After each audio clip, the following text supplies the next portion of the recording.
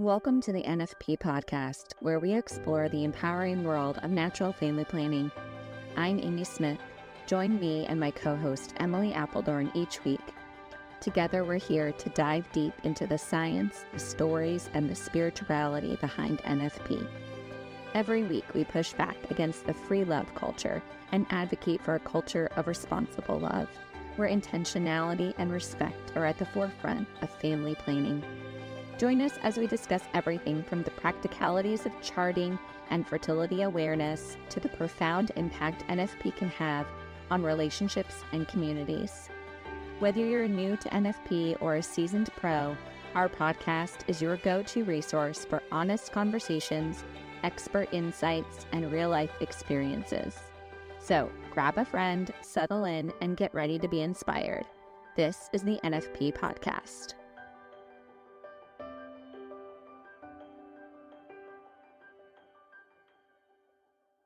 All right, guys, welcome back to the podcast. Hi, everyone. Emily and I are continuing our reading and discussion of the Catechism of the Catholic Church in the Sacrament of Holy Matrimony. And for those following along, we are in the paragraph, or we're starting with paragraph 1638, the section on the effects of the Sacrament of Matrimony. So if you want to catch up, you can just go back to previous episodes and follow along. I will link in the show notes to the Catechism that's free, available online in a PDF if you want to follow along with that. Okay, 1638. From a valid marriage arises a bond between the spouses, which by its very nature is perpetual and exclusive. Furthermore, in a Christian marriage, the spouses are strengthened and, as it were, consecrated for the duties and the dignity of their state by a special sacrament. The marriage bond. The consent by which the spouses mutually give and receive one another is sealed by God Himself. From their covenant arises an institution confirmed by the divine law, even in the eyes of society. The covenant between the spouses is integrated into God's covenant with man. Authentic married love is caught up into divine love. Thus, the marriage bond has been established by God Himself in such a way that a marriage concluded and consummated between baptized persons can never be dissolved. This bond, which results from the free human act of the spouses and their consummation of the marriage, is a reality henceforth irrevocable and gives rise to a covenant guaranteed by God's fidelity.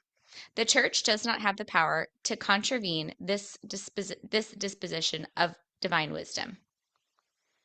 The grace of the Sacrament of Matrimony. By reason of their state in life and of their order, Christian spouses have their own special gifts in the people of God. This grace proper to the Sacrament of Matrimony is intended to perfect the couple's love and to strengthen their indissoluble unity. By this grace, they help one another to attain holiness in their married life and in welcoming and educating their children. Christ is the source of this grace. Just as of old God encountered His people with a covenant of love and fidelity, so our Savior, the spouse of the Church, now encounters Christian spouses through the sacrament of matrimony. Christ dwells with them, gives them the strength to take up their crosses and so follow Him, to rise again after they have fallen, to forgive one another, to bear one another's burdens, to, quote, be subject to one another out of reverence for Christ, and to love one another with supernatural, tender, and fruitful love. In the joys of their love and family life, He gives them here on earth a foretaste of the wedding feast of the Lamb. How can I ever express the happiness of a marriage joined by the Church, strengthened by an offering, sealed by a blessing, announced by angels, and ratified by the Father? How wonderful the bond between two believers, now one in hope, one in desire, one in discipline, one in the same service. They are both children of one Father and servants of the same Master, undivided in spirit and flesh, truly two in one flesh. Where the flesh is one, so also is the Spirit. Oh, I got chills reading that last part. Okay, so do you want to start or you want me to? You can go ahead. Okay, so this is perfect because last night Joey and I went for a walk, like a little date, which ended up just being a walk. And we didn't talk like most of the time because we were really frustrated with each other. And so it was not a very fun encounter or experience because there was this tension. Long story short, I probably propagated a lot of the tension by trying to fix it, which wasn't helping. But Max was supposed to be signed up for this camp, swim camp, and it was been on our calendar. And I didn't register him. And I don't know what happened because I don't put stuff on the like I put it on the calendar. So I must have registered him. But then I was thinking this morning, I was leaving a message for a friend, and I thought, "Oh, well, I wonder what I did if I was like starting to register him and I got sidetracked by a kid or by something and I just didn't go back and hit send." Anyway, so we were getting ready to leave for the date. I was getting stuff ready to take Max to gymnastics, and then we were going to go for a walk and get something to eat. And I said, "Hey, can you check and see what time we have to drop Max off on Sunday for swim? Because we're trying to also coordinate with my brother-in-law to celebrate his birthday." Okay, so all these things, right? And he's like, "I'm not seeing it." And I'm like, "Yeah, I know, I'm not seeing the email either." We confirmation email, that I registered him. So we email the coach that's involved and email his current coach and find out after our date that I did not in fact register him. So I was like, "I'm really sorry, you guys. I made a mistake." Luckily, I definitely saw a lot of improvement in myself than in the past. Like I would have been just like, "I'm the worst person in the world. This is awful." So I'm like, "You know what? I don't think I have done this yet." So I'm like, "This is pretty amazing. This is my first time with all the things that we're juggling." My mom's so funny. She likes to talk about like the mom brain. And it's like, well, you have a mom brain means like you're trying to think for every person in the family and like manage all the schedule. And you have a newborn. Right, That's right. just completely another level. But I must have been, yeah, I think that's what happened. I must have just like got distracted in the middle of hitting the registration. I didn't go back to it. So, anywho, I say that because Joey was really frustrated with me. And I understand. I would have been frustrated with him. Like, this is a normal, natural response. Okay. But this happened literally before we walked out the door. And I could tell he was really frustrated. I was also frustrated.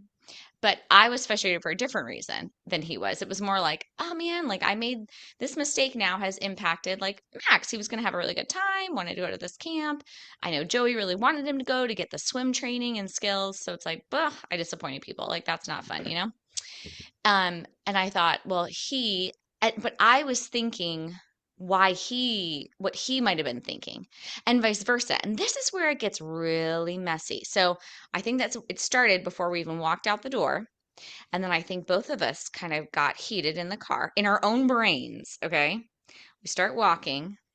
Because you're We not try to, saying anything. we're not saying anything. We're just trying to deal with our own little things. And I don't even have anything. I'm just like projecting onto him what he's thinking and like how I could manage that or like make it better. Anyway, so we start walking and he says, "Yeah, I'm feeling frustrated." And he expressed why he was feeling frustrated. And, I feel like sometimes it was good.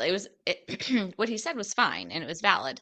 But, he said one of the things that he feels frustrated with, just like I felt frustrated with, and I think this is just a common marriage thing, is like, I feel like you're not prioritizing my desires and wants over because you don't think that they're as valuable as what you want to prioritize, and You vice said versa. this or he did? He did. Okay. So that's how it feels. It feels like this is like one of those things to which I like got very defensive because I'm like, "No, I equally wanted him to go to this camp. I was the one that sought it out and like talked to you about it, and I was going to register him. Like I'm the one that always registers him for these every year." Anyway, hopefully everyone's laughing because I'm sure the same conversation has come up in Josh and I some have this capacity. conversation all Yeah, the all time. the time, right? All the time. So Yes. but what was happening, and I was like, also because I'm way too introspective, like I'm also observing this like externally while internally, dealing with the relationship dynamic. And it is true. One of the things in paragraph 1642, this is what it's all coming back to what we just read, I promise. But in 1642, it says to be subject to one another out of reverence for Christ.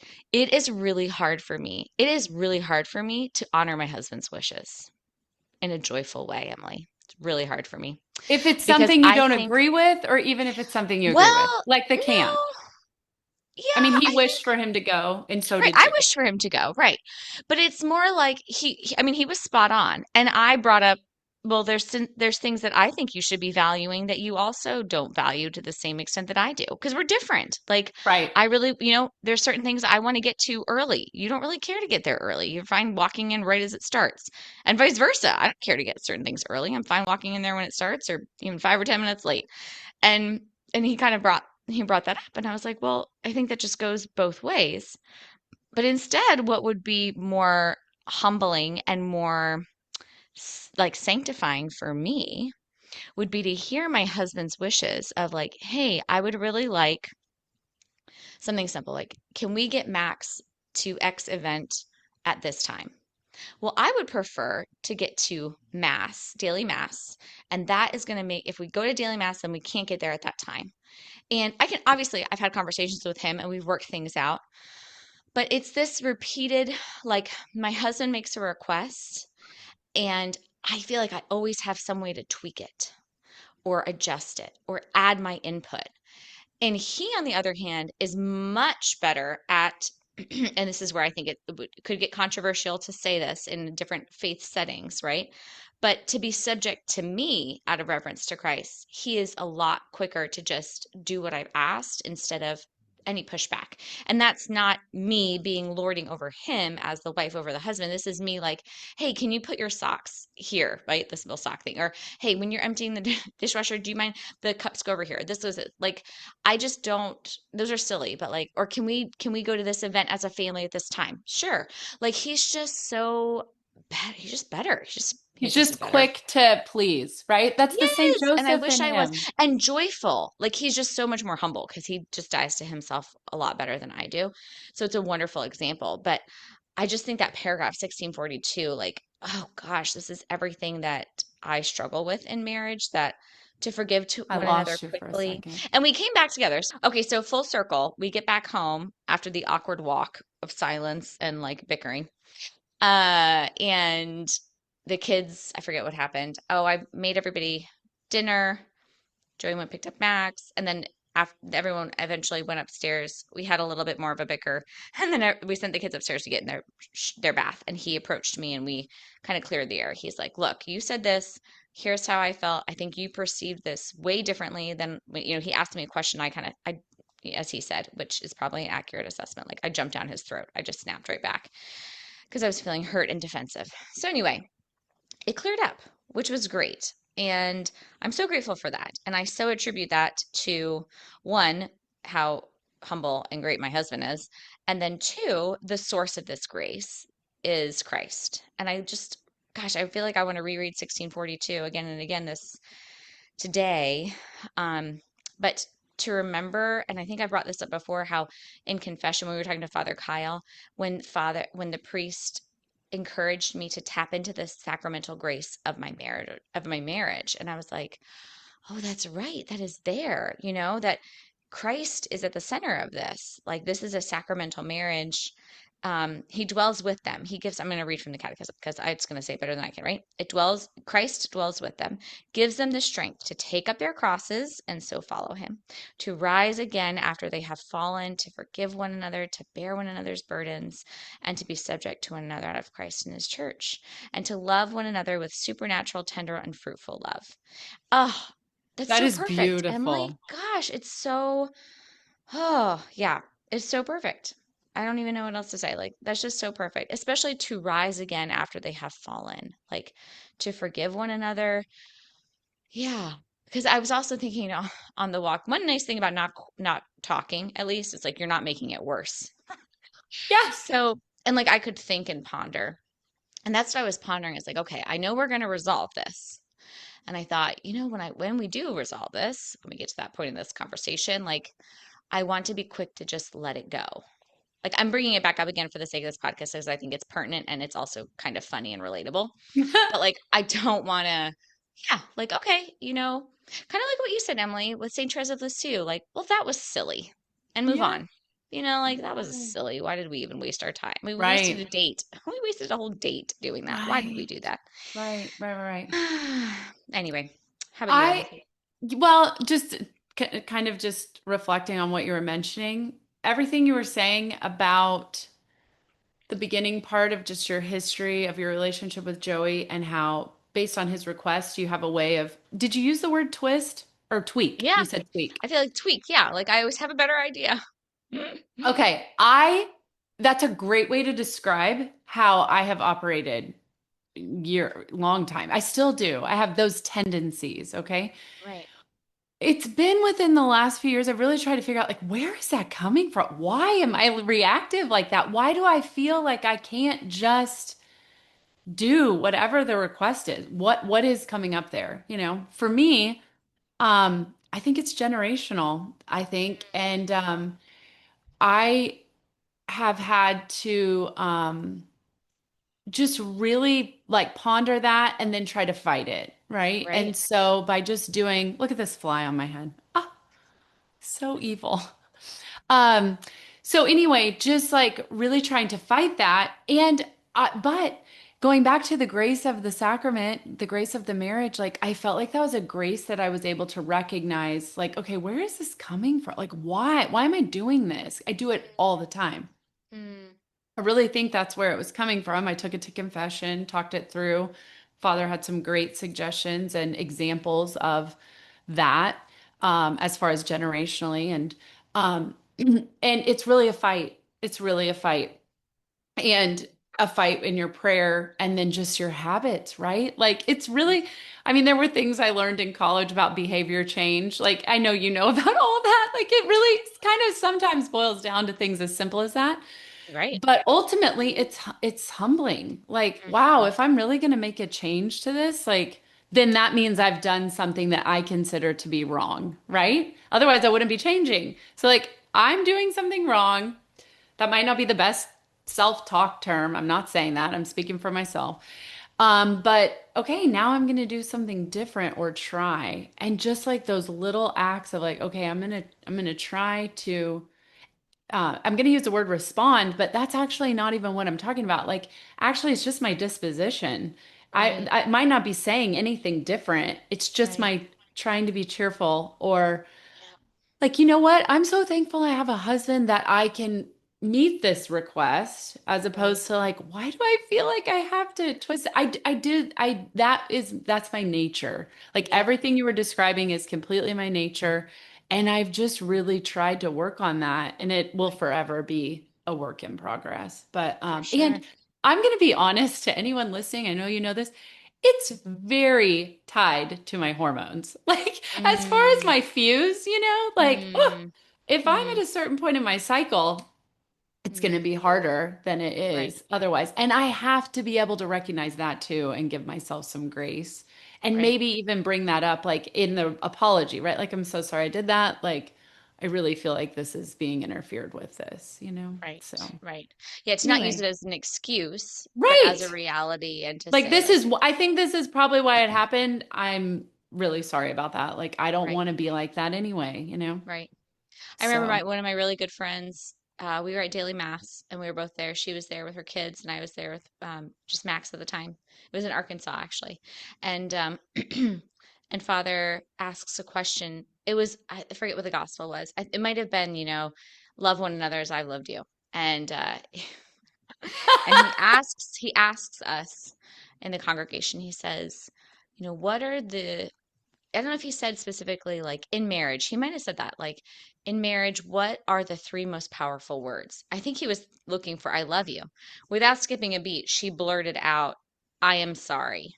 And everyone laughed so hard because it's true. Like oh, I that's feel like funny. to have that apology is really powerful to receive one and also to give one. Like it's almost I thought it was just so true. I'm like I feel like to say I love you is easy. To act in love requires self-denial. Sometimes I think I can say the expression I love you not for your sake, but for mine. It's like I'm feeling uncomfortable with what I've done or how I've treated you. I love you. Like, do you Oh. still love me? Like, I'm looking for affirmation. It's not a genuine, I love you. And Joey brings this up a lot, like, because again, I would say he's better than I am, but like, just this your actions speak louder than words, right? And like the attitude that I have, is it more impressive to repeatedly say this, or is it just more impressive to he comes up with a plan or he asks something of me and I joyfully say yes. Even if in my mind I'm thinking, this is ridiculous, this is not going to work. I have a much better idea. Yeah, that sounds great, sweetheart. Let's try it. Like, and to Oh, have that disposition. Again, and it's not intricately connected to our feelings. And I think that's where our world, it's also hard to operate in this world, Emily, because the world says, oh, well, you don't submit to any, like, no, you don't submit to anyone. There's no, you need to fight for what you want and be assertive and be out there and be loud and aggressive and don't let anybody walk on you. And it's like, well, try that in any human relationship. It's not going to go very far. You wouldn't do that at work. That's not going to or work in a either. friendship? Or in a Like, friendship, walk all over right. Like, people. why do we think that it has to be? I think a lot of times for me, it comes down to just like feeling like I'm not seen, right? Like Right. something's happening where I'm not feeling equal, which that is totally normal in a marriage. There, people pick up the slack every day at the opposite part. It's not just an equal day. Like, well, you did this today and I did this, and that's Right. great. Tit for tat. That's, Right. yeah, that is not normal. So No. I think so often, like it just, um, yeah, if I'm feeling like that, there's another reason, you know? Right. Right. Um, Yeah, I really think that, yeah, I really think this is one of the things that makes Christian marriage different is I think regardless of where you marry, if you're a Christian or not, we all experience the same things in marriage, right? Instead, it's like, sure. how do we assess the value of set experience? What do we take away from that? How do we grow? Like, do we have an eternal perspective on this formative process? And do we see that self denial, submission, subjecting ourselves to one another, like that out of reverence to Christ? It's out of reverence to Christ because I think I can see this in other relationships where there is like a mutual submission. They're very respectful for one another, but the motivation is just like happy, like, oh, let's just be happy, as opposed Right. to, well, no, this isn't like for my own sake or for happiness or for my spouse's happiness. Because sometimes I have to say and do things that my spouse is not happy about, but it is rightly ordered and I have to do it. Do you For know the what I good mean? of And the vice versa. marriage. Yeah. Exactly. And Mhm. vice versa. Yeah. So it's not about the happy feeling, it's about that obedience to Christ. Um, so anyway, it was something else I was thinking. It's like, I don't think I wouldn't say Christian, yeah, we're not superior or different from other people. It's just more our motivation is unique, I guess. Our purpose is unique. And there, Absolutely. go ahead if you're Oriented going to to say something. heaven. Yeah, Yeah, oriented just to like, heaven, right? yeah, like we're trying to always think about that. There was something else we read, and I really wanted to. The covenant between the spouses integrated into God's covenant with man. It's caught up in the divine love. Oh, we talked about that last time, just like the mass and the marital act, and just this beautiful imagery, and this complementarity. And I just love that, like to be caught up in the divine love. Yeah, it's just a great way to meditate in the morning on like how do I want this Yes. marriage to go? So I've been praying the litany. I was posting about this on social media. I've been praying the litany to the Sacred Heart. It's for the special intention of our marriage. And even with the story I just shared about what happened yesterday, I've already seen a lot of fruit. Oh, And Amy, those kinds of things bring so much fruit. they really do. They really, really do. And there's going to be a Um, struggle in the meantime. It's not right, unusual that everything happened last night. That's just so typical. right, for sure. This is the line. It's the quote from Tertullian. They are both children of one father and servants of the same master. Okay, so my younger son, we've never told him to do this. Okay. I attribute this to the great parish we were going to when we lived in Williamsburg, has only ever received Holy Communion on his knees and on his tongue. Ever. Ever. Like I've never told him to do that. He just has knelt down and received Holy Communion. And recently, I don't do that. I stand and I genuflect before I receive, and I stand up and I receive on my tongue. And I think Joey, bows and receives in his hand or whatever. So we all do it a little differently. Well, he said something to me maybe like 2 months ago. Mommy, why don't you go on your knees and receive Holy Communion? Oh, Emily, I was like, well, I'd love to. Like when there's a kneeler there, I will totally do it. But it was completely out of like, what are people going to think about me?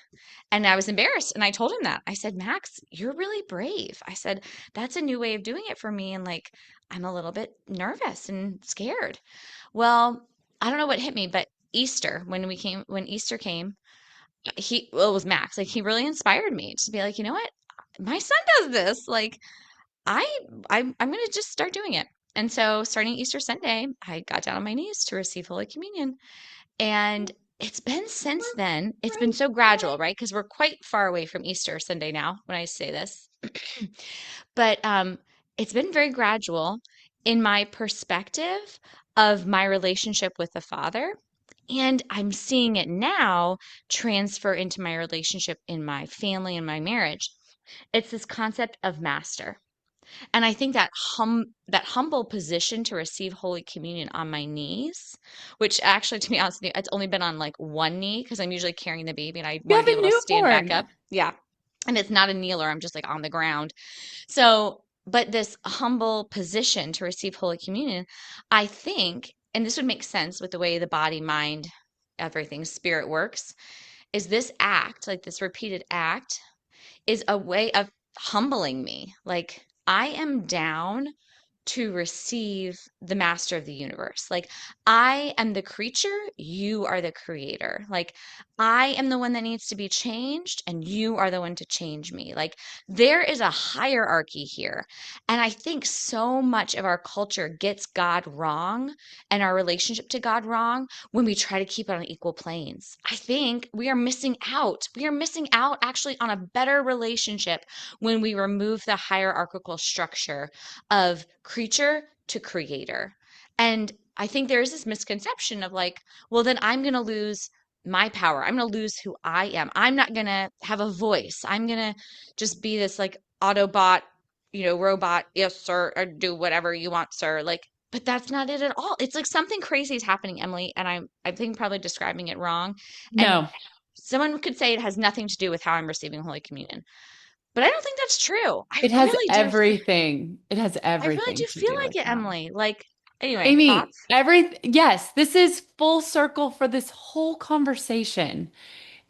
What you just described, this completely explains how and why you're noticing these things in your marriage. And then in turn, I think this is going to be part of the grace that gives you the strength to fight that, right? Mm, Like the things that you're talking about, you want to be more cheerful in your response towards Joey. Like this, I feel like this just ties everything together. You are receiving, I think, so much grace from that act of humility and bravery or courage, right? mhm, Like there is mhm, grace in the virtues.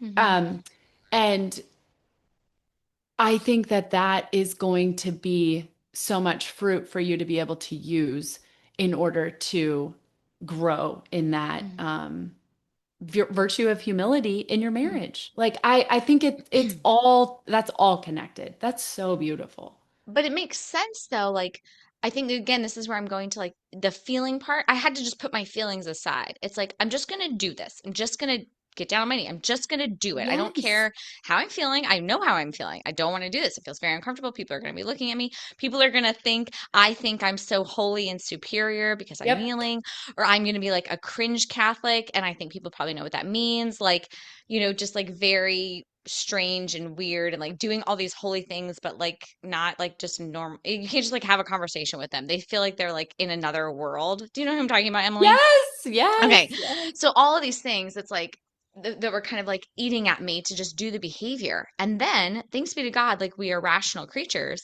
I was like, oh, that's right. I don't have to wait for my feelings to catch up to just do the act. And like I Amen. can put that aside and just do the act.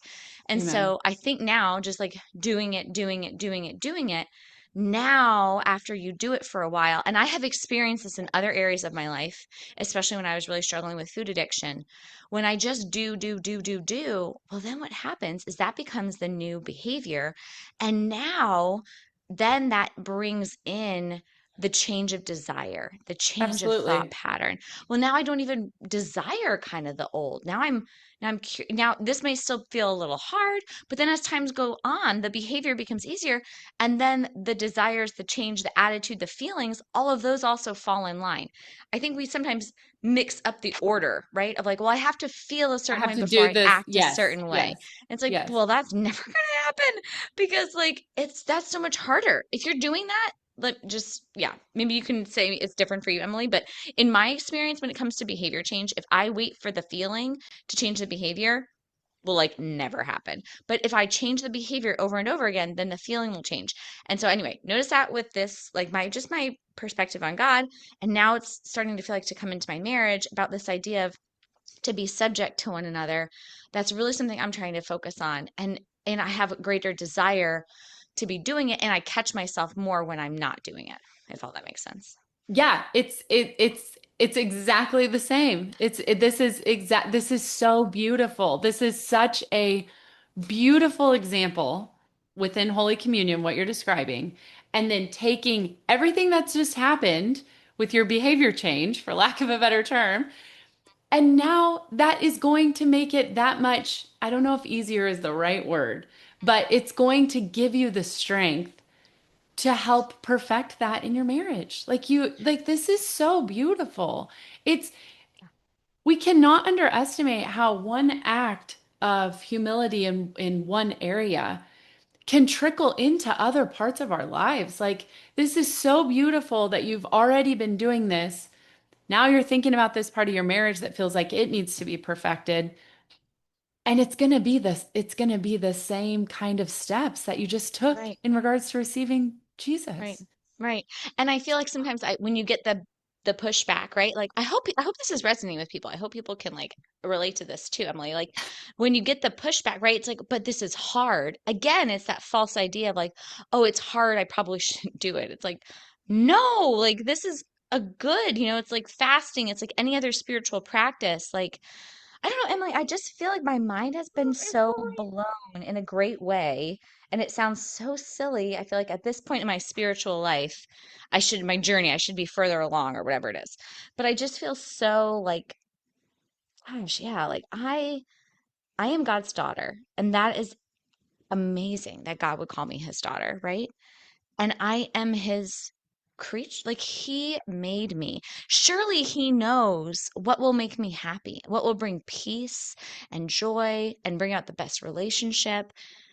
Like he does know. He does know. And it's that trust. And that's where you get that gentle, merciful encounter with Christ is like he's never going to force it, but he's just going to keep pushing. It's when we had Father Mark Yavignon on, and talking about the discernment of spirits, like it's definitely the good spirit. It's like that good twinge, like that good nudge, like Amy, like we could do a little better here. Like, don't you see this? Let's see this. It's not the accuser, or the craziness I was thinking yesterday on that stupid walk, like some of the negative things. I was like, nope, we're not going to go down that path.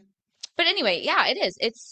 It is a grace with a sacramental grace, surely for marriages and for the sacrament of matrimony. It's a huge gift of God and the gift of Christ in our marriages. And it's also hard because it's a battle. It's a spiritual battle. And so but it's so worth fighting for. And I think I have not had that zeal for it. Like, Lord, please give me the zeal to fight this battle that is so important for my family, for my children, for their future, to change our family tree. Like you said, like so much from the past. Like, Lord, let's move this forward a little bit this next generation, even if it's I think marginally. that I think the zeal is coming from the humility of everything you're talking about in the Mass. I really do. Like, I think it's just completely connected. I think it's so beautiful. I love how God used your little Max, boy. I was going to my say his name. son. I love Yeah. how God used Max to change his family. That's really Yeah. beautiful. It's amazing. It It's really is really amazing. beautiful. So don't underestimate. Again, maybe you'll start doing it and you'll hate it and it won't work for you. I don't know. Don't do anything God's not calling you to do, okay? But it was interesting. Like it's been on something on my heart for quite a while, and I just did not have the courage to do it. And I thought it was like I'd sit at mass, and then yeah, this is bad. Judging. It's like you see the cringe people doing it. I'm just like, nope, thanks. I'm good. Or, I had a lot of judgment around it. And so, yeah, now I have my foot in my mouth.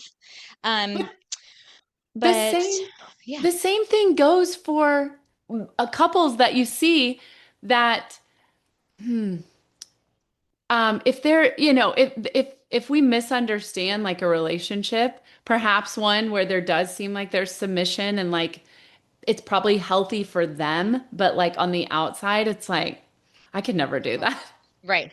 That You looks know, disordered. it's the Yeah, same thing, right? We're yeah, not in the marriage. They're right, not in your relationship with Christ, right? right, And so if somebody thinks that of you, okay, whatever. right. Same thing Whatever. between your marriage, right? Like if Right, someone comes over and witnesses or whatever, they're not, they don't, it could be weird for them. That's right, okay. But you never know how God might use that to stir their heart. right, And, or your kneeling might stir someone's heart. I can't wait to see all the little details woven together in right. heaven. Right. It's so amazing. Yeah. It's just so amazing how God works. So, It anyway, is. for That anyone that was, wants to keep listening to all of my mistakes and learn from them, I will keep sharing them on the podcast. So, learning what not to do in marriage, that will be my lesson for everybody. that was so beautiful. Thank you for sharing because Yeah, I really believe a lot of people can relate to all of that. absolutely. That's why I was like, well, we were both kind of butt heads last night. I was the bigger butt head. So even there, I'm like, probably. I was maybe the bigger butt head, but I definitely was. So, okay. On that note, we're going to wrap up. And we will continue next time with the goods and requirements of conjugal love. So thanks so much, Emily. That was a fun Sounds conversation, great. as Yeah. always. All right. We'll talk to you Okay. guys later. Bye. Bye. That wraps up another episode of the NFP Podcast. Thank you so much for joining us today. We hope you found our discussion enlightening and empowering. Don't forget to subscribe so you never miss an episode. We'd love to hear from you. Please connect with us by sending us an email with your questions and stories to thenfpshow@gmail.com. We'll be back next week with more insights, tips, and heartfelt conversations about natural family planning. Until then, love responsibly.